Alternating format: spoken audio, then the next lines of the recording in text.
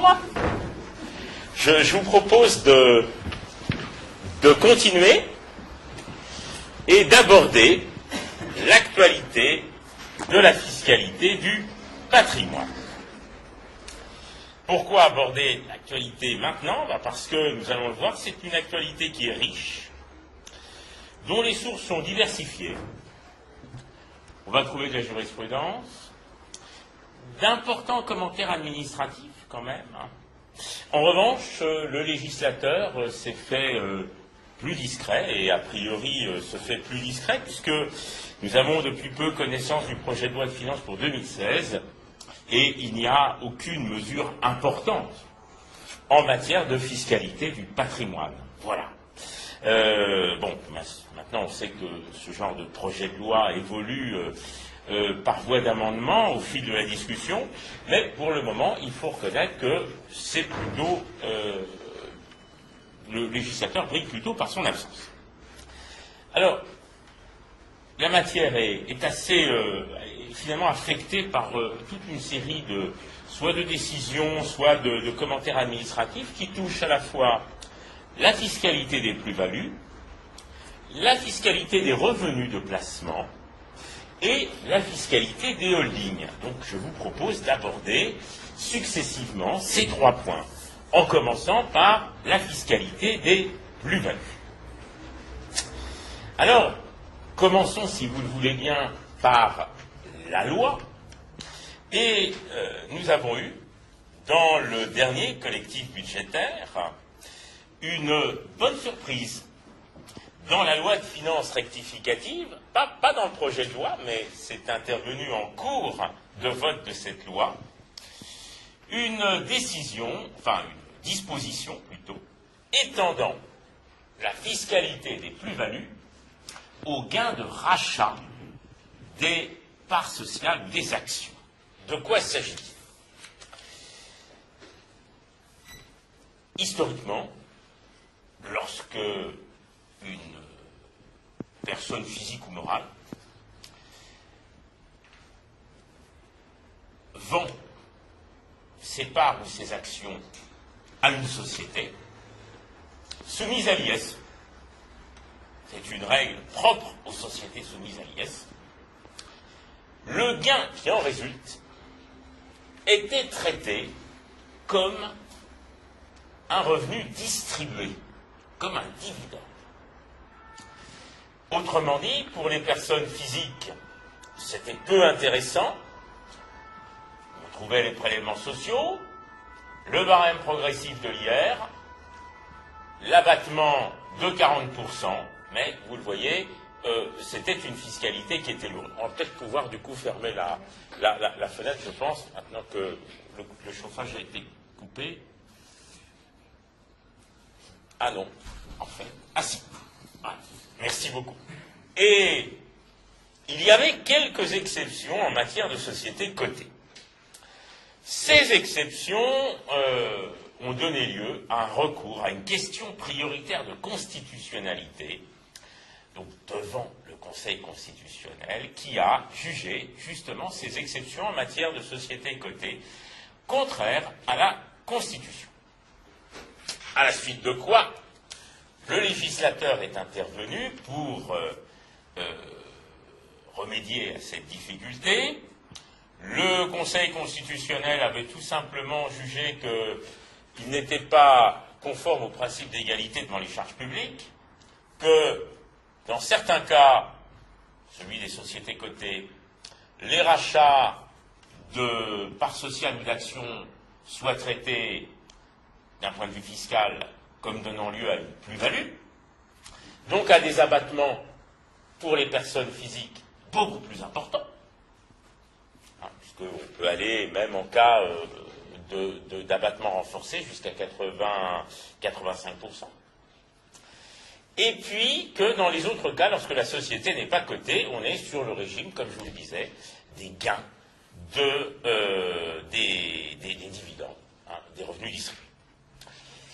Alors, justement, le législateur, ici, a fait preuve d'une belle initiative, puisqu'il a aligné l'ensemble des gains issues du rachat de parts sociales ou d'actions, que la société soit cotée ou qu'elle ne le soit pas, sur le régime des plus-values. Autrement dit, lorsqu'une personne physique va céder à la société les actions qu'elle a émises ou les parts sociales, et que la société est à l'IS, nous sommes maintenant sur le régime des plus-values de cession. Et le cas échéant, les régimes d'abattement qu'on a déjà vus à d'autres occasions, notamment dans le régime de droit commun, l'abattement de 50% et l'abattement de 65%, suivant la durée de détention des parts ou des actions, sont applicables. Bon, pour les sociétés, le changement de régime fiscal n'est pas moins intéressant, puisque auparavant, en général, les sociétés étaient sur le régime mère-fille, donc avec une exonération de 95% des dividendes perçus. Là, elle passe sur le régime des titres de participation, quand ce sont des titres de participation qui sont inscrits à leur bilan. Là, c'est moins intéressant puisqu'on doit être sur une exonération de l'ordre de 87%. Donc, c'est un petit peu moins intéressant, par certains aspects. Alors, ça, c'est un point très important. Pourquoi? Parce que ça crée une tentation terrible. C'est la tentation de la mise en réserve avant un grand coup. Au lieu de vous distribuer, pour ceux qui, évidemment, ont la chance d'être associés de sociétés à l'IS, au lieu de vous distribuer des dividendes au fil de l'eau, mettons en réserve. Et puis, le moment venu, procédons à un rachat par la société de votre participation, en tout ou en partie, peu importe. Et là, le rachat se faisant à la valeur vénale des titres, la société va, comptablement notamment, ponctionner sur ses réserves, sur son capital. Le capital va diminuer. En général, on annule normalement les titres, pas toujours, mais dans la plupart des cas, on les annule. Et là, vous allez percevoir en quelque sorte une part de la quote-part de réserve attachée aux parts ou aux actions que vous avez vendues à la société, mais non pas en bénéficiant du régime des revenus de dividendes, donc un abattement tout au plus de 40%, mais en bénéficiant du régime des plus-values de cession, donc avec un abattement de 65% et même plus si vous bénéficiez des régimes majorés. Alors vous voyez, l'intérêt, il est là, c'est de faire une sorte de ponction massive de résultats grâce à un rachat de parts sociales ou d'actions. Seulement, cette belle solution présente un risque, un danger, qui est toujours le même, qui est l'abus de droit. Parce qu'évidemment, vous voyez bien que si je fais un rachat de parts ou d'actions unique, dans l'unique but de bénéficier d'abattements majorés, vous vous rendez compte à ce moment-là que je vais majorer ou pas d'ailleurs, mais d'abattements qui seront plus élevés qu'en matière de cession de dividendes, je vais procurer un gain fiscal et d'une certaine manière, je vais bien éluder l'impôt sur le revenu, en tout cas par le bénéfice d'abattement auquel normalement je n'aurais pas dû avoir droit. D'où la question qui se pose, dans quelles conditions est-ce que je peux faire cette opération sans risque fiscal? Parce que c'est ça le point essentiel. Quand est-ce que je peux me racheter à moi-même, via ma société, des titres, sans que l'administration fiscale débarque en me disant mais il y a du droit, vous n'avez fait ça que dans un but exclusivement fiscal, donc je vais en plus vous coller une pénalité de 80% du gain éludé. Ce qui évidemment est quand même dissuasif. La réponse, elle est relativement simple sur le papier. il faut savoir si oui ou non nous souhaitons, si oui ou non nous avons besoin de réduire le nombre de titres ou pas. Parce que la caractéristique de ce régime, c'est qu'il ne s'applique qu'à un rachat. Il faut qu'il y ait un rachat par la société des parts ou des actions détenues par l'associé. Donc il faut que ce rachat soit justifié économiquement. C'est ça qui est intéressant d'obtenir, de justifier.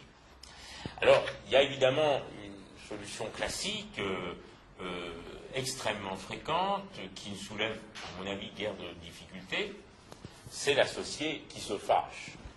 L'associé qui se fâche, c'est l'associé qui s'en va, et comme personne n'est disposé à lui racheter ses parts, c'est la société qui va les lui racheter, et comme ça, il s'en va et il quitte la société. Et là, bien évidemment, vous vous trouvez dans une situation où l'abus de droit ne peut pas être invoqué par l'administration. Mais bien sûr, la difficulté de ce régime, c'est qu'on ne se fâche pas toujours, et puis il faut un autre... Oui, c'est vrai, bon, ça, on se fâche souvent quand même, hein, mais pas tout le temps, et on peut le faire qu'une fois. De toute façon, ça reste quand même une opération exceptionnelle.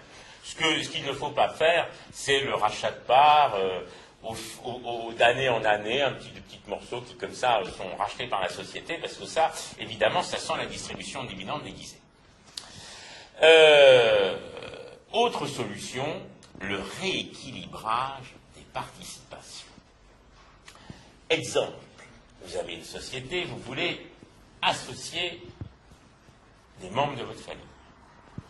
Bien sûr, vous pouvez procéder pour ce faire à des donations, voire à des ventes de votre propre participation. Mais vous pouvez aussi vous dire, il y a un autre moyen de procéder, et il est parfaitement licite, et il me coûte moins cher, financièrement parlant, pas fiscalement parlant, financièrement parlant, plutôt que de m'appauvrir, je vais réduire ma participation dans la société au niveau des autres. Hein, si on veut, admettons, une répartition égalitaire.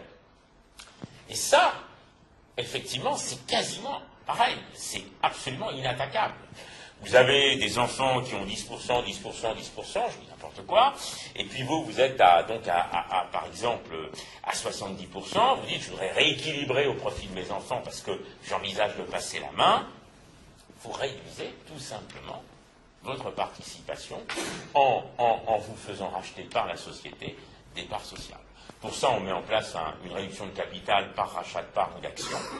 Et vous vous retrouvez mécaniquement, car vous êtes le seul à vendre des parts à la société, vos enfants n'y touchent pas, ne touchent pas leur participation, mécaniquement, vous réduisez votre participation. Et en pourcentage, bien sûr. Et la participation de vos enfants augmente. Voilà. Donc ça, ce sont des solutions qui marchent bien. Là où ça marche beaucoup moins bien, c'est l'associé seul dans sa société. Parce que là, c'est beaucoup plus compliqué de justifier une opération de ce type, parce que on la voit pas très très bien. On peut éventuellement le justifier, c'est pas impossible à justifier, lorsque la société a un excès de liquidité et que vous voulez les réduire de manière massive par une ponction. Mais ça reste quand même une solution dangereuse, parce que l'administration pourra toujours vous dire, mais pourquoi vous n'avez pas fait une distribution de dividendes, c'était aussi possible. Voilà. Donc ça, c'est une bonne nouvelle, c'est même une très bonne nouvelle, il faut l'avoir présent à l'esprit, parce que vous pouvez en avoir l'usage, peut-être, si évidemment vous êtes associé dans une société IS, à un moment donné de votre vie. J'ai parlé des plus-values sur les sociétés IS. Je vais dire un mot des plus-values sur les sociétés de personnes. Vous savez que le fisc distingue deux formes de sociétés. Les sociétés de capitaux, les sociétés de personnes. Les sociétés de personnes, on les pratique souvent, hein, l'exemple type le plus fréquent, c'est la SCI, qui est, vous le savez, fiscalement semi-transparente, c'est-à-dire que l'imposition des gains se fait sur la tête des associés. Hein. C'est fréquent, en tout cas dans les petites SCI, qui ne sont généralement pas assujetties à l'IS, Et par conséquent, eh bien, les revenus fonciers vont être imposés chez les associés en fonction de la quote-part de bénéfices auxquels ils ont droit, c'est-à-dire en principe la quote-part de capital. Ce dispositif ne présente pas plus de difficultés que cela. Quand on vend les parts, il y a un petit problème quand même, qui n'est pas toujours vu par les parfois même par les conseils, parce qu'ils ne le savent pas forcément, ils n'ont pas forcément l'historique de la société, et qu'il faut connaître, c'est ce qu'on appelle la jurisprudence du Conseil d'État des établissements quai-meneurs et baradés. De quoi s'agit-il? Là, je vais me déplacer parce que un schéma peut présenter un intérêt. J'ai demandé à la caméra de me suivre. Non, elle a eu ça, hein, non mais je m'entraîne pour la télé. Et vous allez voir qu'on peut avoir en fait d'assez mauvaises surprises quand on cède comme ça, ou quand on donne même, le cas échéant, des parts de sociétés. Enfin, en principe, en donation, il n'y a pas trop de problème, mais ça peut même, quand même parfois se produire quand on cède comme ça des parts de sociétés semi-transparentes. Pourquoi? Eh bien, parce que au bilan de votre SCI, je vais prendre l'exemple d'une SCI toute simple, vous pouvez avoir, c'est rare, mais ça se rencontre parfois, notamment en cas lorsque les droits sociaux sont démembrés, vous pouvez avoir des réserves. Comme votre société est semi-transparente, ces réserves ont déjà supporté l'impôt.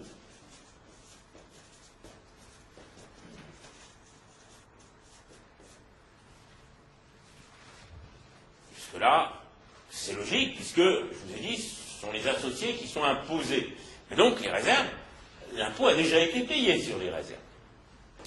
Et puis, vous allez céder vos parts, éventuellement, comme je vous l'ai dit, ça peut être une cession intrafamiliale qui vient compléter des transmissions, peu importe. Vous allez céder vos parts et alors, on va calculer la plus-value, parce qu'il peut y en avoir une, qui est, en principe, vous le savez, prix de cession moins prix d'acquisition des parts. Hein, le prix, ce qu'on appelle parfois le prix de revient, moins le prix de cession. Mais si on fait ça, on s'aperçoit que dans la plus-value, il y a les réserves. Or, les réserves ont déjà supporté l'impôt. Elles vont donc être taxées une deuxième fois sur la tête du même contribuable. Et là, le Conseil d'État a dit « Halte, stop, c'est trop. On veut bien imposer un même revenu sur la tête de plusieurs contribuables, ça c'est possible. Mais en revanche, on ne peut pas quand même permettre l'imposition d'un même revenu deux fois, une fois lorsqu'il a été perçu, une fois lorsque les parts sont vendues. Donc, que nous dit cette fameuse jurisprudence du Conseil d'État? Il y a une rectification. Il faudra enlever les réserves.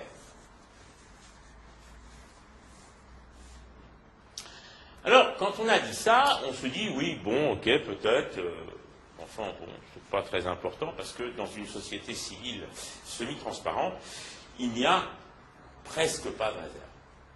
Oui, mais il a pu y avoir des déficits qui ont été imputés sur les revenus des associés. Ça, c'est quand même plus fréquent. Notamment dans une SCI, où il peut y avoir eu des travaux qui ont été faits. Ces travaux ont donné lieu à un déficit foncier, et ce déficit foncier a pu s'imputer sur les revenus fonciers. Ou, dans certains cas, vous savez, mais la limite est très faible, 10 700 €, sur d'autres revenus. Et là, le Conseil d'État nous dit, ah, n'oubliez surtout pas de rajouter les déficits déjà imputés sur les revenus. Et vous posez la question qui tue. Vous posez la question qui tue. Et je vous en félicite. Eh bien non, il n'y a aucune limite. Si vous détenez les parts depuis 45 ans, vous devez pouvoir remonter depuis 45 ans. Comme l'administration fiscale en est incapable, elle ne l'exige pas. Mais voilà, on n'a pas de date butoir. Donc là-dessus, il faut être prudent, parce que c'est jurisprudentiel et que c'est une construction intellectuelle dont le Conseil d'État est assez friand, mais qui justement ne prévoit pas cet aspect-là. Donc ça, c'est bien l'une des difficultés qu'il y a. Le problème, c'est que cette jurisprudence, dont visiblement le Conseil d'État est très fier, eh bien, il a tendance à vouloir l'appliquer dans des cas où, a priori, il n'y aurait pas lieu de le faire. Parce qu'à l'origine, comme je vous l'ai dit, cette jurisprudence, elle s'est développée pour les plus-values liées à des ventes. Qu'il s'agisse de parts de sociétés relevant du régime de l'imposition des particuliers, type SCI, et aussi de l'imposition de parts de sociétés toujours semi-transparentes, mais relevant du régime des plus-values professionnelles. Pensez ici aux fameuses parts de SCP, hein, parmi vous, pour ceux qui, le cas échéant, ont la chance d'exercer, je mets le terme chance entre guillemets quand même, hein, ont la chance d'exercer en société civile professionnelle. Eh bien, normalement, il faut, quand on cède ses parts dans une société civile professionnelle, il faut procéder de la même manière, faire un calcul en enlevant les réserves et en rajoutant, le cas échéant, les déficits qui ont pu, à un moment, être constatés au fil du temps, notamment pendant éventuellement une mauvaise année. Voilà, donc ça, il faut l'avoir présent à l'esprit. Le problème, c'est que le Conseil d'État, dans une décision toute récente, du 27 juillet 2015, ce qui vous montre que, plein été, le Conseil d'État continue à phosphorer malgré la chaleur, parce que les locaux sont vétustes quand même, il faut vous le dire. Eh bien, malgré ça, il continue à travailler dans des conditions difficiles, très dures. Et ça explique peut-être que de temps en temps, il y a des arrêts un peu bizarres, mais toujours est-il que là, le Conseil d'État nous a dit que ça s'appliquait aussi en cas de dissolution sans liquidation d'une société, c'est-à-dire quand une autre société, une personne morale, réunit toutes les parts et absorbe en quelque sorte la société. Ça s'applique aussi dans ce cas-là, et ça a probablement une portée générale, cette jurisprudence. Il faut y faire attention parce qu'elle est peu connue, malgré tout, très difficile à maîtriser à cause du problème des délais. On ne peut pas garder des archives pendant 100 ans, enfin, là, il y a un vrai problème, mais il faut, je pense, la connaître parce que elle peut de temps en temps jouer de mauvais tours. Hein. Voilà. Je vous propose de passer peut-être à un dernier point, quand même, à propos de l'imposition des plus-values. Nous en reparlerons d'ailleurs dans la conférence qui suit. Ce sont les commentaires administratifs sur le régime des premières cessions d'usufruit temporaire. Ah! Qu'est-ce que c'est que ça? Enfin, vous en avez déjà entendu parler parce que je crois qu'une conférence avait été consacrée à ce régime, et si je ne m'abuse, c'est mon collègue Henri Ovas qui l'avait prononcé à l'époque, au moment où ce régime est sorti. Parce que c'est une vieille histoire. C'est une vieille histoire puisque le régime s'applique depuis la fin de l'année 2012. Vous voyez, très exactement depuis le 17 novembre 2012. Mais les commentaires administratifs, eux, viennent de sortir. Et évidemment, ils sont encore pires qu'on pouvait le penser. Qu'est-ce que c'est que cette histoire de cession d'usufruit à caractère temporaire? Eh bien, je le rappelle brièvement, parce qu'on ne va pas détailler le mécanisme, ce n'est pas l'objet de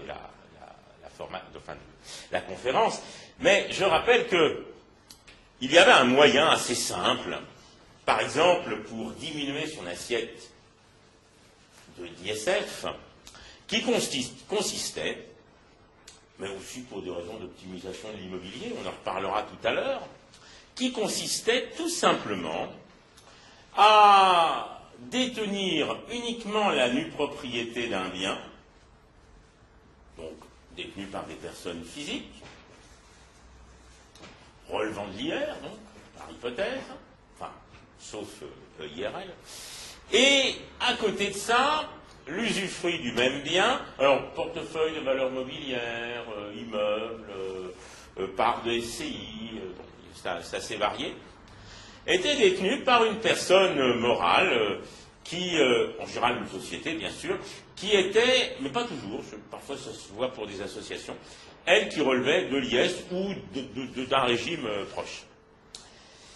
Et dans ces cas-là, vous le savez, c'est une situation qui est assez favorable parce que la nue propriété n'est pas imposée à l'ISF,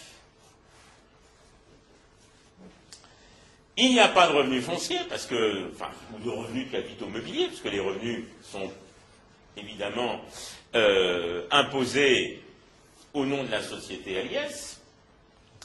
Donc ISF, IR, on faisait coup double. Et puis, de surcroît, la société à l'IS pouvait amortir l'usufruit, donc tout allait bien. Sauf que ce schéma avait appelé l'attention de l'administration fiscale, qui a fini par obtenir une loi, en fin de l'année 2012, loi anti-montage d'ailleurs, et dans laquelle, eh bien, parce que le dispositif est très simple en lui-même, tout simplement, lorsque le cédant est une personne physique, le cédant de l'usufruit temporaire,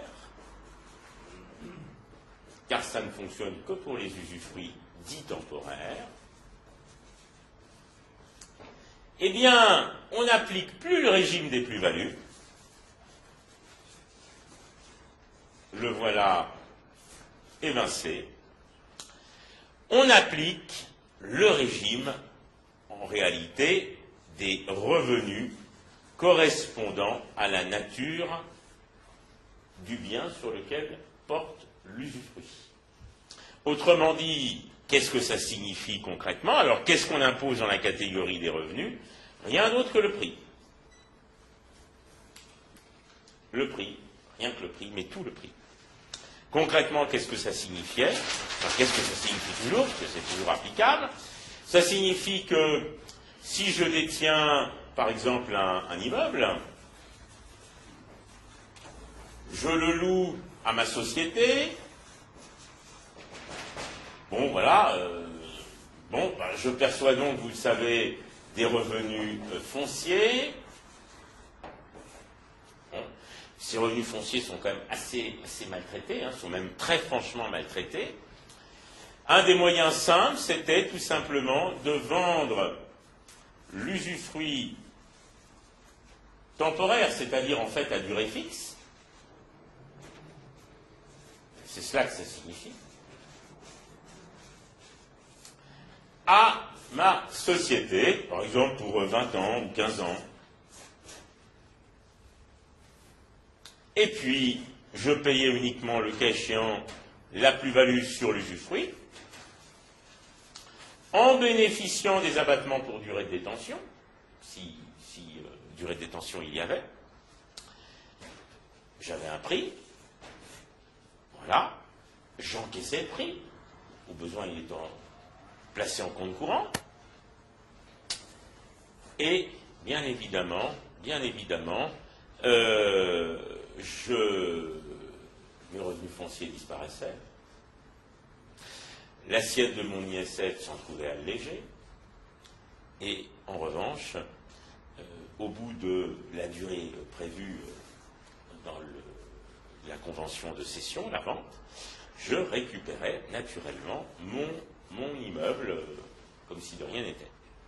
Donc c'était tout bénéfice pour moi. Donc ce sont des schémas que l'on rencontrait de plus en plus fréquemment. Donc pour éviter ça, aujourd'hui, vous le savez, le prix est traité comme un revenu foncier.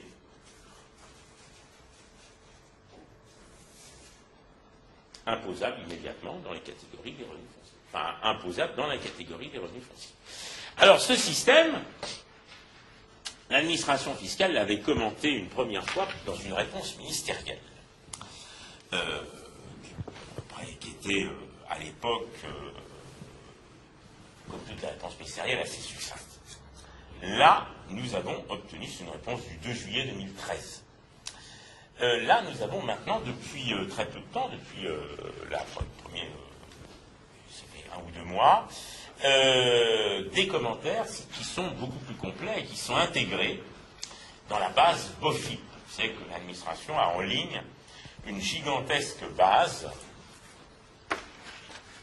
dans laquelle se retrouvent réunis, ordonnés, tous ces commentaires administratifs sur l'ensemble de la législation applicable. J'ouvre là une parenthèse. Si quelqu'un parmi vous sait comment rentrer dans la base et modifier les commentaires sans que l'administration s'en aperçoive, ça peut être assez drôle.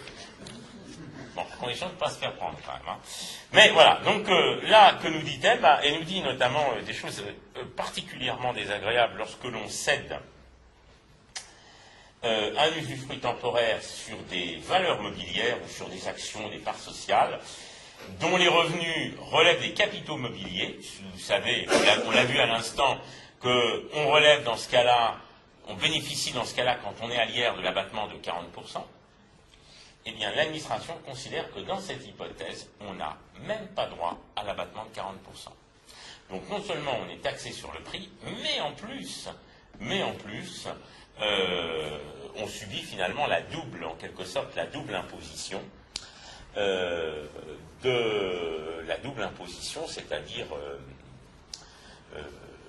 la société à l'IS, les bénéfices sont déjà subis l'IS, et puis là, il n'y a pas de distribution à proprement parler, mais il y a une cession, eh bien, ça ne relève pas de l'abattement de 40%, donc on est de nouveau taxé sur la valeur que représentent les parts ou les actions plein pot. Ce n'est pas sûr que que cette solution ne puisse pas être attaquée devant le Conseil d'État. J'ai quelques doutes, mais voilà, elle existe. Hein. Ajoutons, alors, baume sur une plaie à vif, que quand même l'administration admet qu'on peut appliquer ce qu'on appelle le système du quotient lorsqu'on perçoit des revenus exceptionnels, c'est un étalement sur 3 ans. Bon, ça va pas très loin quand même.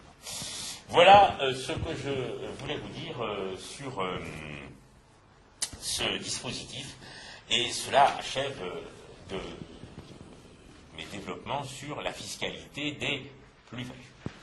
Passons maintenant à la fiscalité des revenus de placement.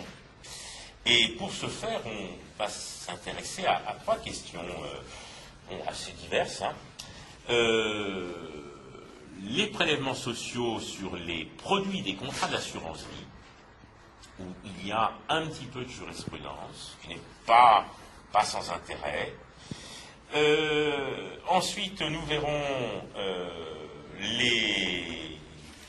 la question justement de l'abattement de 40% sur les distributions de dividendes, où là aussi c'est une décision du Conseil d'État qui est plutôt favorable aux contribuables. Et on terminera par ce qui est sans doute le point le plus important sur ces questions de revenus, le régime juridique et fiscal des distributions de dividendes qui sont prélevées sur des réserves, qui est une question qui a donné lieu à un arrêt de la Cour de cassation du 27 mai 2015, qui est pour le coup très important. Les contrats d'assurance vie. Bon, je ne vais pas vous faire un cours sur l'assurance vie, d'autant plus que le temps m'est quand même compté, si on veut terminer dans les délais. Vous savez qu'il existe plusieurs types de contrats d'assurance vie. On connaît les contrats en euros, les contrats en unité de compte, et puis vous avez, et qui sont souvent maintenant les plus fréquents, les contrats multisupports. Vous savez aussi que les prélèvements sociaux sur ces contrats ne sont pas appliqués de la même manière. Sur les contrats en euros, les prélèvements sociaux sont appliqués chaque année lorsque l'on inscrit les produits du contrat sur le contrat. C'est à ce moment-là qu'on prélève, que l'assureur prélève les prélèvements sociaux. Sur les contrats en unité de compte, l'imposition est différée jusqu'à la fin du contrat, finalement, jusqu'au rachat partiel ou total, et c'est à ce moment-là que sur les contrats en unité de compte, les prélèvements sociaux vont s'appliquer, ainsi d'ailleurs que l'impôt. Et puis sur les contrats multisupports, c'est un système mixte, hybride, puisque sur les contrats multisupports, donc des contrats où vous avez à la fois un compartiment euro et un compartiment en unité de compte, qui permet d'avoir accès à des valeurs mobilières, à des parts de SCI, enfin, etc.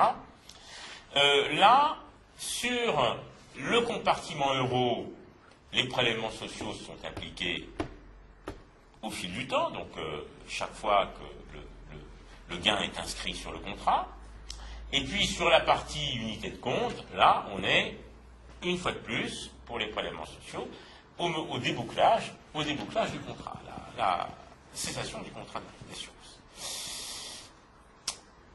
Un contribuable a eu l'idée, astucieuse, il faut le dire d'ailleurs, de critiquer ce dispositif devant le Conseil constitutionnel sur le fondement de la rupture d'égalité devant les charges publiques.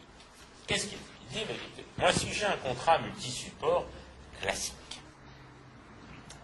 les prélèvements sociaux sont taxés en fin de parcours quand le gain est connu. Quand j'ai un contrat, je dis multisupport, mais en unité de compte. Voilà, contrat en unité de compte pur et dur, sans compartiment euro, voilà, ça se passe à la fin du contrat. Au moment où le gain est connu, puisque avec les unités de compte, évidemment, il peut y avoir plus-value et moins-value. Quand j'ai un contrat multisupport, étant donné que les prélèvements sociaux sur la partie du fonds en euros, sur le compartiment euro, sont prélevés au fur et à mesure, année par année, ce qu'on appelle au fil de l'eau, dans ces conditions-là, je me retrouve dans une situation où, compte tenu des pertes que j'ai pu faire sur les compartiments en unité de compte, je peux me retrouver avec des prélèvements sociaux qui sont supérieurs à ce que j'aurais dû payer au débouclage du contrat. Et là, effectivement, ça existe, c'est la réalité, ça peut arriver, hein, autrement dit, je fais de très mauvaises affaires et finalement, on a prélevé sur les fonds en euros beaucoup plus que ce que j'aurais dû payer compte tenu des pertes que j'ai essuyées dans le contrat, dans le compartiment en unité de compte. Il existe une disposition du Code de la sécurité sociale qui permet, qui oblige plutôt l'État à reverser le trop perçu de prélèvements sociaux. Mais néanmoins, le trop perçu est reversé après le rachat du contrat, autrement dit, et parfois plusieurs années après, le temps que les calculs soient faits et que les sommes soient remboursées par l'État. D'ailleurs, elles sont versées sur le contrat, normalement. Et par conséquent, le contribuable se trouve privé de sommes d'argent qui ne sont pas dues, au final, qu'il n'a pas pu investir, alors que s'il avait investi sur des contrats uniquement en unité de compte, il n'aurait pas eu ce désagrément. Donc, rupture d'égalité devant les charges publiques. Le Conseil constitutionnel n'a pas accédé à cette demande, il a refusé de considérer qu'il y avait une contrariété à la Constitution dans l'imposition au fil de l'eau du compartiment en euros, mais il a jugé que ce serait normal, compte tenu effectivement du fait que l'on est privé de sommes qui, le cas échéant, sont trop perçues, donc de sommes qui en fait font partie de votre patrimoine, presque comme un prêt que l'on fait à l'État, eh bien, dans ces cas-là, l'État doit vous verser un intérêt moratoire. Autrement dit, le trop perçu s'accompagne d'un intérêt moratoire. Ce qui est remarquable, c'est que le Conseil constitutionnel prend la peine de préciser ce qu'est cet intérêt moratoire, et malheureusement, c'est le taux de l'intérêt légal, soit, vous voyez, à peu près zéro. Mais bon, C'était bien essayé, comme quoi, parfois... bon. Mais si un jour les taux remontent, cette solution présentera un intérêt. Voilà. Alors, j'en ai terminé avec la question un peu anecdotique des prélèvements sociaux sur les contrats d'assurance vie. Voyons, si vous le voulez bien maintenant, le problème des distributions de dividendes et de l'abattement de 40%. L'abattement de 40%, il suppose, pour s'appliquer, une décision de distribution régulière. Et l'administration, dans sa doctrine, dans son fameux BOFIP, dans sa doctrine administrative, avait considéré que pour que la décision soit régulière, il fallait à la fois qu'il y ait régularité au niveau de la compétence de l'organe qui décide de distribuer, autrement dit, il faut que ce soit le bon organe social, et aussi au niveau de la décision de distribution elle-même. Autrement dit, il fallait que la décision de distribution soit parfaitement régulière, elle-même.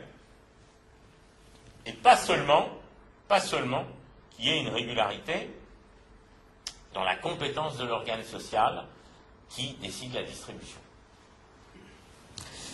Il y a eu un contentieux, le Conseil d'État a, dans un arrêt du 11 mai 2015, écarté la position de l'administration fiscale et considéré qu'une distribution de dividendes est irrégulière seulement dans 3 cas.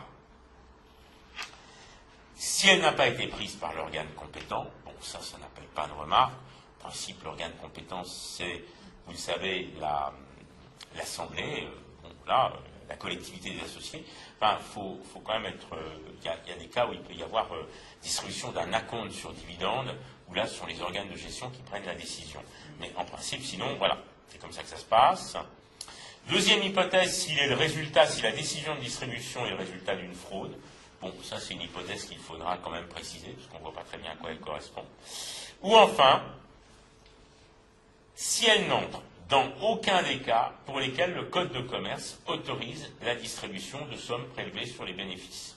Exemple, je distribue la réserve légale. Vous savez que dans les sociétés de capitaux, il y a les sociétés, SA, sociétés par action et SARL, sont obligées de constituer une réserve légale, égale à 10% du capital. Bon, je ne peux pas la distribuer. Le Code de commerce me l'interdit. Si je la distribue, ça a une conséquence fiscale un peu inattendue finalement, c'est que je ne bénéficierai pas de l'abattement de 40%. En revanche, la bonne nouvelle, c'est que le raisonnement de l'administration qui disait la régularité s'apprécie aussi au niveau de la décision de distribuer, en l'espèce, c'est un associé, c'est une personne, un tiers, qui avait voté avec les associés, sans mandat. C'était ça le contentieux. Eh bien, là, le Conseil d'État a considéré qu'il n'y avait pas de distribution irrégulière. Ça, c'est un point important, parce que des irrégularités dans les décisions de distribution, on en trouve, hein, c'est pas du tout un cas d'école. La convocation n'a pas été envoyée dans les délais, où il n'y en a pas. Bon, là, vous pouvez avoir des difficultés. Enfin, dernier point, en matière de prélèvement prélèvement sur les revenus du patrimoine, le régime juridique et fiscal des décisions de distribution de dividendes.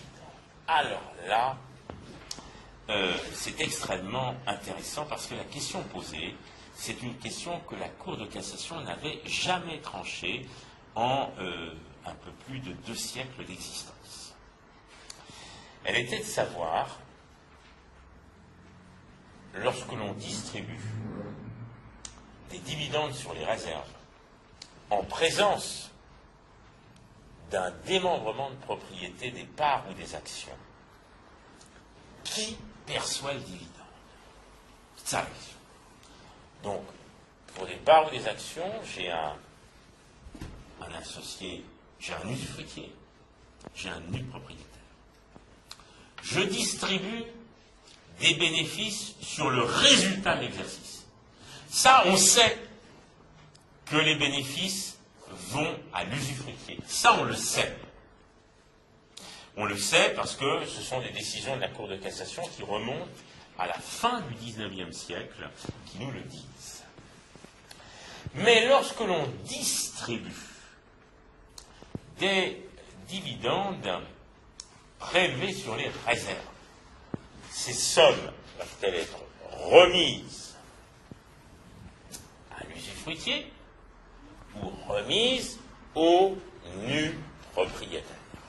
La Cour de cassation tranche enfin la question et décide que ces sommes doivent être remises à l'usufruitier. Donc le chèque concrètement ou le virement est fait sur le compte de l'usufruitier, mais à charge pour celui-ci, à l'expiration de l'usufruit, de reverser les sommes qu'il a perçues au nu propriétaire. C'est ce qu'on appelle le mécanisme du quasi-usufruit. Le quasi-usufruit, qu'est-ce que c'est? C'est un usufruit qui s'exerce sur ce que l'on appelle des biens qui se consomment par l'usage que l'on en fait. Les denrées, bon, ok, ça, le grain, denrées alimentaires, ça. Mais surtout l'argent. Car c'est le gros défaut de l'argent que d'être consomptible. La personne qui invente l'argent non consomptible, dont on peut se resservir de manière éternelle, eh bien, je pense qu'on va lui élever un certain nombre de statuts, car ce sera quand même un grand progrès dans le système économique actuel. Il y en a qui ont essayé, mais jusque Madoff, par exemple, mais jusque-là, ça s'était mal fini. Alors, donc, que nous dit la Cour de cassation? L'usufruitier exerce sur les sommes d'argent, non pas son usufruit, mais un quasi-usufruit, parce que les dividendes sont des sommes d'argent.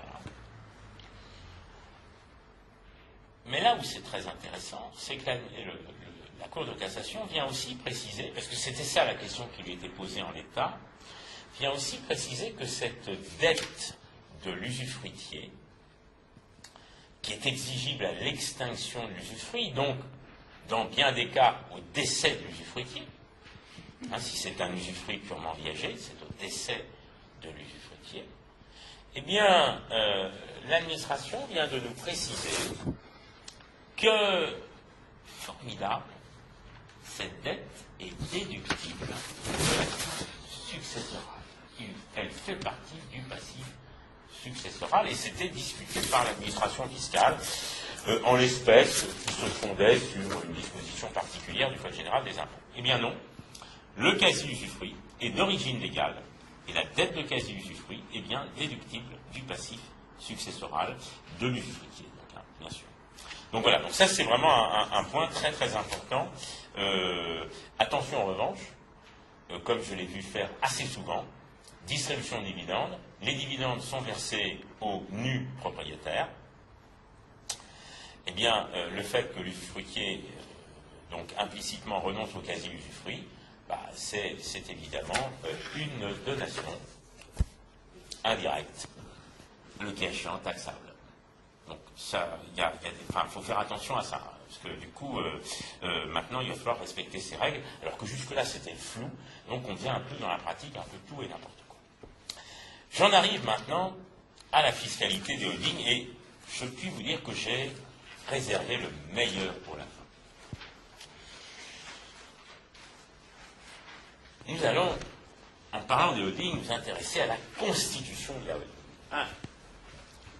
Évidemment, ici, je ne vais pas revenir sur l'intérêt de constituer une holding en présence de Rémi Dumas. En revanche, je vais insister sur deux obstacles à la constitution de holding, et spécialement de holding personnelles, qui sont celles qui nous intéressent. Deux obstacles fiscaux.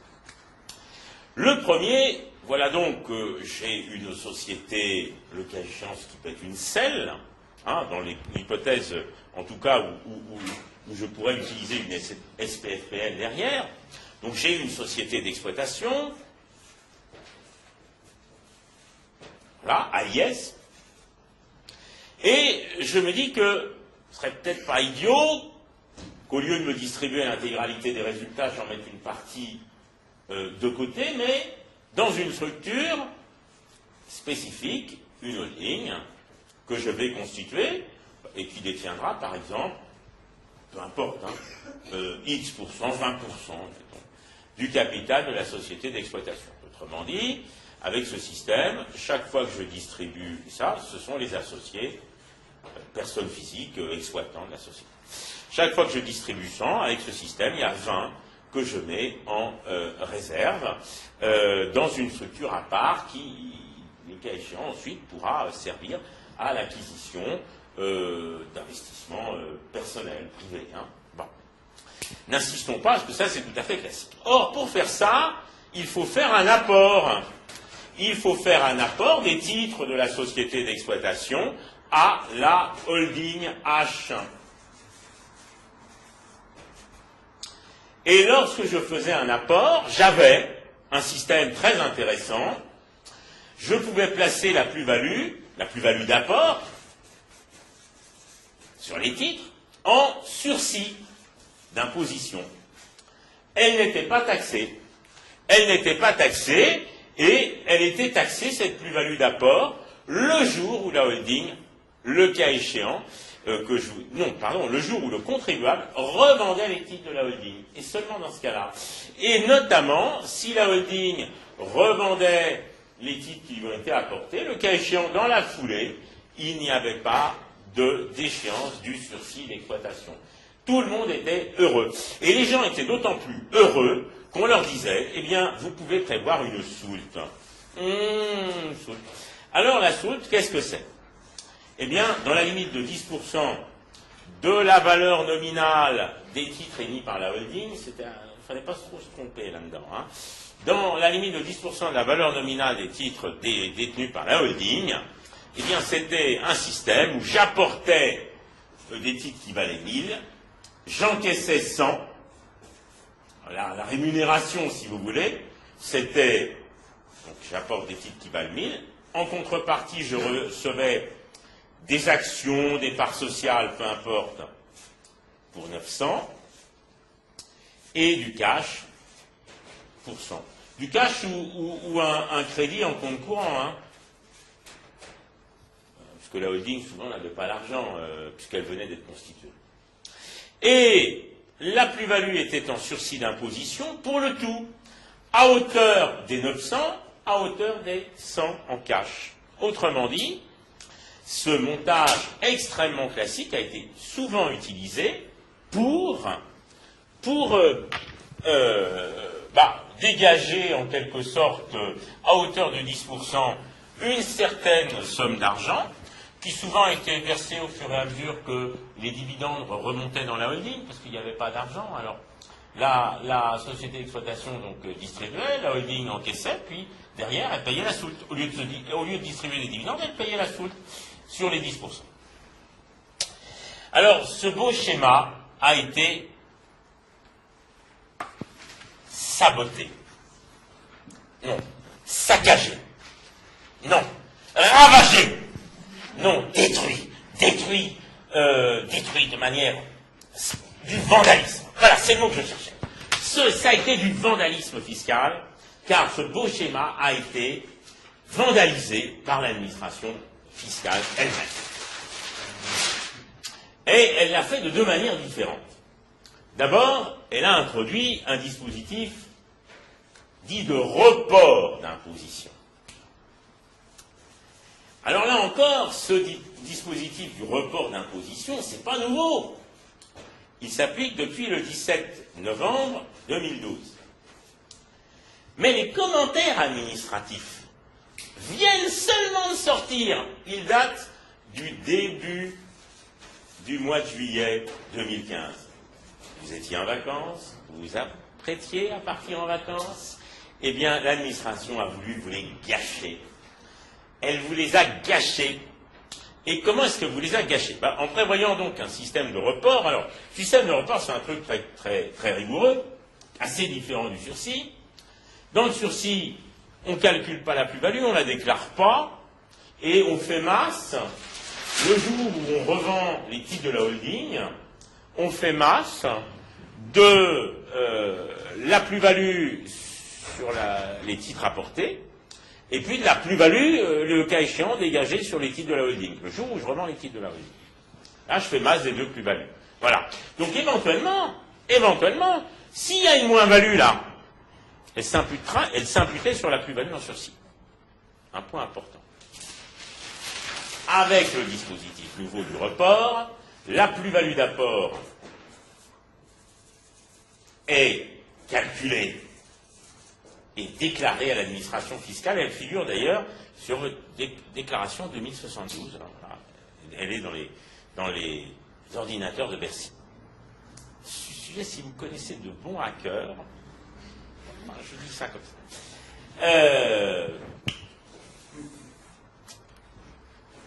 Voilà, vous avez plus-value d'apport, calculé, déclaré. J'ai jamais compris pourquoi un pays qui voudrait, par exemple, nous envahir, plutôt que d'aller jeter des bombes, c'est toujours désagréable à recevoir, ne bousillerait pas les ordinateurs de Bercy. Parce que là, du jour au lendemain, tout s'arrête. Les militaires sont plus payés, les fonctionnaires non plus. L'État dépose le bilan. Vous rentrez pratiquement sans tirer un coup de canon. Enfin bon, j'espère que c'est bien protégé. J'en suis pas si sûr que ça. Revenons, je ferme ma parenthèse et revenons sur notre affaire. Vous allez me dire, mais tout ça, c'est pas nouveau, sauf qu'en juillet 2015, donc quand même 3 ans plus tard, presque 3 ans plus tard, l'administration vous donne des précisions qui ne manquent pas de sel. Et il y en a une notamment qui est tout à fait remarquable, c'est qu'elle vous dit ceci, en se fondant sur le texte, mais le texte ne dit pas ça, c'est l'administration qui le dit. Elle vous dit la chose suivante. Voilà monsieur X, il est associé d'une société A, et monsieur X fait un premier rapport à une société B. Donc, X se retrouve dans cette situation-là. Et je suppose que cette plus-value sur A, est placée en report. Plus-value, mais c'est PVA. Plus-value sur les titres A est placée dans ce fameux système du report d'imposition. Bon. Et puis M. X, qui ne manque pas d'intelligence en matière d'ingénierie, fait un deuxième apport. Cette fois-ci, il apporte les titres B à une société C. Pareil, donc X, il se retrouve à détenir C, qui détient B, qui détient A. Et à cette occasion, il va passer une plus-value, nouvelle plus-value B, en report. Alors je suppose que les conditions du report d'imposition sont remplies, c'est-à-dire qu'on n'est pas dans le champ du sursis, et ça c'est facile, c'est lorsque l'apporteur, à l'issue de l'apport, contrôle la société bénéficiaire de l'apport. Donc si X, qui apporte les titres A, après l'apport des titres A, contrôle B, c'est un report. Idem ici. Si X contrôle C, c'est un report. Voilà. Et puis X un jour dit, mais parfois 15 ans plus tard, je fais un troisième apport. Pareil, troisième apport. Allez, hop, je suis en report d'imposition, donc là c'est la société D qui va détenir C, qui va détenir B, qui va détenir A. Bien. Et là, je vais placer la plus-value C en report. Et là, si je m'arrête là, tout va bien. Mais malheureusement, ça ne s'arrête pas là, car l'administration dit, dans ces cas-là, la plus-value sur le premier rapport devient immédiatement taxable.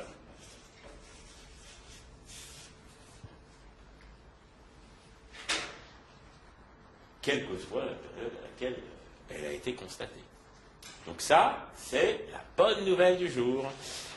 Je peux faire 2 apports successifs, mais le troisième entraîne la déchéance du premier. Donc il faut y faire très attention. Alors c'est un commentaire qui n'est pas malheureusement qui n'est pas dépourvu de fondement légal, même si la loi ne dit pas ça. Mais c'est vrai que la loi n'envisage que 2 apports successifs. Les textes ne visent, en matière de report, que 2 apports successifs.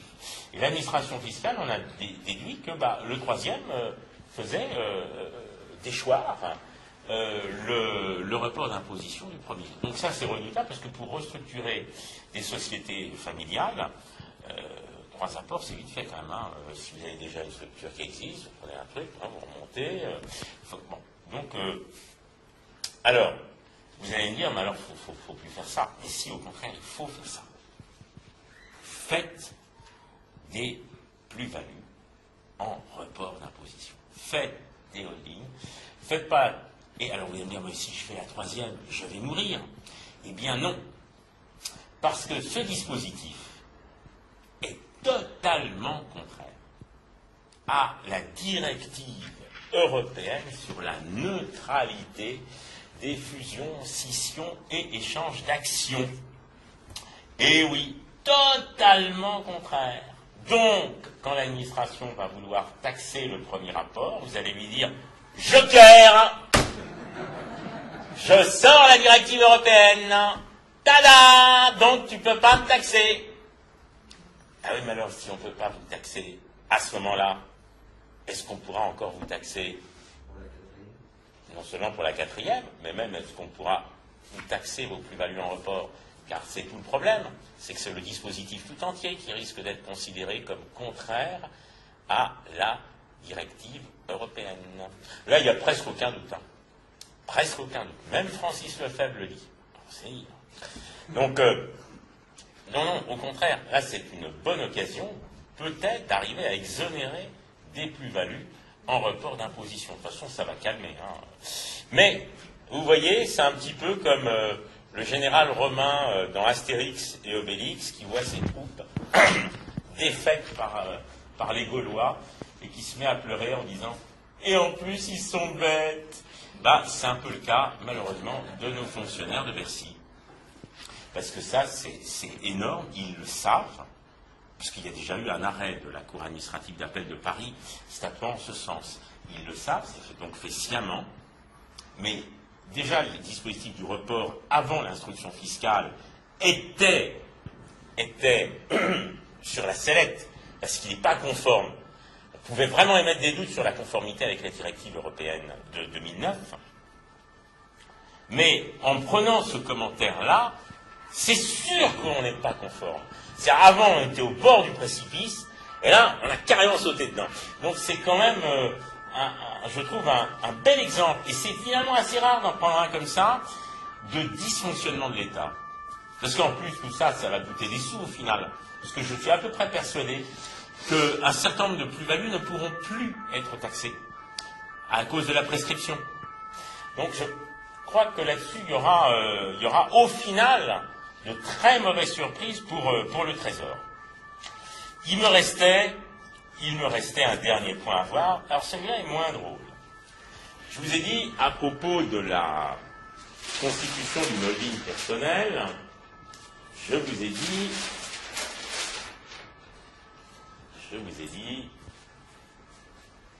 et possibilité d'une aussulte dans la limite de 10% de la valeur nominale des titres qui sont émis par la holding. Et des soultes, on en a fait. On en a fait beaucoup. Beaucoup. Mais vraiment beaucoup. Des cabinets d'avocats, des banques, des collègues ont validé ce type de montage. Et voilà que, toujours dans le même commentaire administratif, l'administration nous dit « Ah ouais, mais attendez quand même, cette soulte-là, quasiment un chèque gratos sur le Trésor, ça pourrait constituer un cas d'abus de droit. Et voilà ce qu'elle nous écrit, notre brave administration fiscale. Lorsque la condition relative à l'importance de la soulte est remplie, s'il s'avère, donc l'opération est abusive, s'il s'avère que l'attribution d'une soulte ne présente pas d'intérêt économique pour la société bénéficiaire de l'apport et est uniquement motivée par la volonté de l'apporteur d'appréhender une somme d'argent en franchise immédiate d'impôt et d'échapper ainsi notamment à l'imposition de distribution du fait de ce désinvestissement.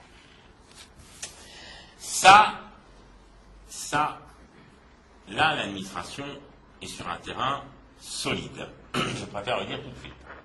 Elle est sur un terrain solide. Il n'y a pas encore eu de redressement, à ma connaissance, de rectification plus exactement, à ma connaissance, chez les contribuables. Mais il est clair que ça, c'est un message qui est extrêmement clair. Autrement dit, pour l'administration fiscale, la soulte ne se justifie que si c'est l'intérêt de la société bénéficiaire de l'apport de la verser. Donc autant vous dire que quand vous faites une holding personnelle, c'est-à-dire une holding que vous allez détenir à 100%, l'intérêt de verser une soulte n'apparaît pas avec la force de l'évidence. Alors, ça ne veut pas dire qu'on ne peut plus faire de soulte, mais là-dessus, il faut être prudent. Il faut la justifier.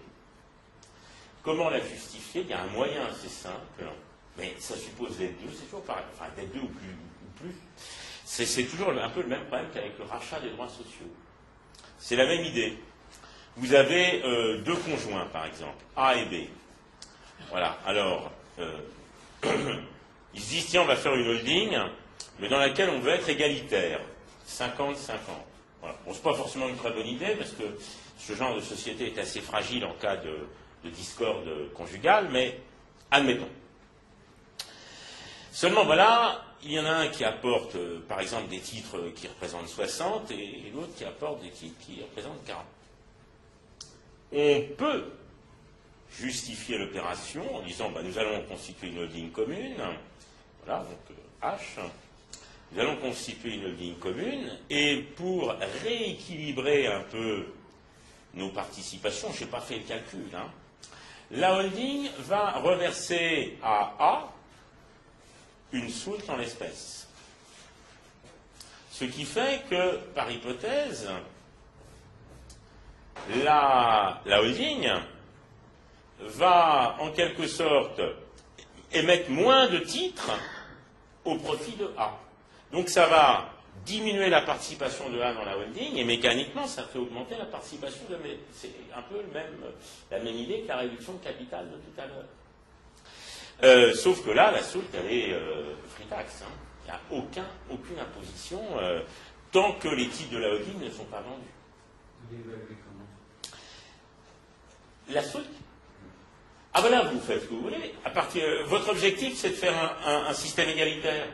Donc vous allez calculer ce qu'il faut pour que, grosso modo, alors là je n'ai pas fait de calcul, mais pour que, grosso modo, la participation de 60, ici, théoriquement, elle va valoir 54. Donc vous allez apporter en réalité 54, puisqu'il y a 6 qui vous sont versés en espèces. Donc on va émettre des titres pour 54 du côté de A et 40 du côté de B. Donc ça va vous faire un capital qui sera de 94. Voilà. Et donc, on rééquilibre, on n'arrive pas à 50-50, mais on rééquilibre quand même le dispositif. Voilà un cas où la soulte, à mon avis, peut difficilement être considérée comme abusive, d'autant qu'on peut justifier qu'en disant qu'on veut transmettre, le cas échéant, on peut faire ça avec des enfants, bien sûr, plusieurs membres de la famille. Ce sont voilà, on joue en réalité, grâce à la soulte ici, on joue sur le nombre d'actions, de parts qui vont être émises.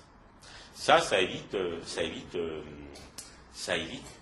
Enfin, ça peut se faire. Voilà, ça c'est une solution qui peut se faire. Mais en revanche, la soulte classique, telle qu'on la rencontrait là, ça va être rude, parce que elle n'avait aucune justification économique, aucune. On disait, On se disait, ben voilà, on peut tirer comme ça 10%, et puis pof, on le faisait sans se poser trop de questions. Étant précisé que, comme je vous l'ai dit tout à l'heure, en général, la holding ne versait pas la soute immédiatement, la somme était donc mise en compte courant. Si l'administration tombe là-dessus, voilà comment les choses vont se passer. Elle va dire au contribuable, bah, écoutez, la soute est abusive, donc 1, je vais la taxer. 2, je vais la taxer dans la catégorie des revenus de capitaux mobiliers. 3, il n'y a pas eu de distribution régulière. On l'a vu tout à l'heure, puisqu'il n'y a pas eu de décision de l'organe compétent. Donc, vous n'aurez pas l'abattement de 40%. 4, je vous mets la pénalité de 80% sur l'impôt éludé. Hier, l'impôt et les prélèvements sociaux aussi que l'impôt, parce qu'on y échappe encore avec la somme. Donc ça doit vous doubler la facture. Et 5 ou 6, je ne sais plus, dans la série des mauvaises nouvelles, c'est payable maintenant. Enfin, une fois qu'on a fini le contentieux. Mais bon, si on perd, c'est payable tout de suite. Alors que, rappelez-vous, ce n'est qu'une créance sur la holding, qui ne sera payée par la holding que quand celle-ci recevra elle-même des dividendes de la société d'exploitation. Donc là, on n'est pas bien, on n'est pas très bien. Donc il faudra se battre, voilà, mais ça va être au cas par cas, ça. Hein. Voilà ce que je voulais vous dire, et c'est là-dessus que je termine. Vous voyez que l'année 2015 a apporté son lot de son lot de mauvaises nouvelles, malheureusement, sur lesquelles nous finissons, mais que cela ne vous coupe pas l'appétit, car maintenant, on m'a expliqué qu'un somptueux goûter vous attend,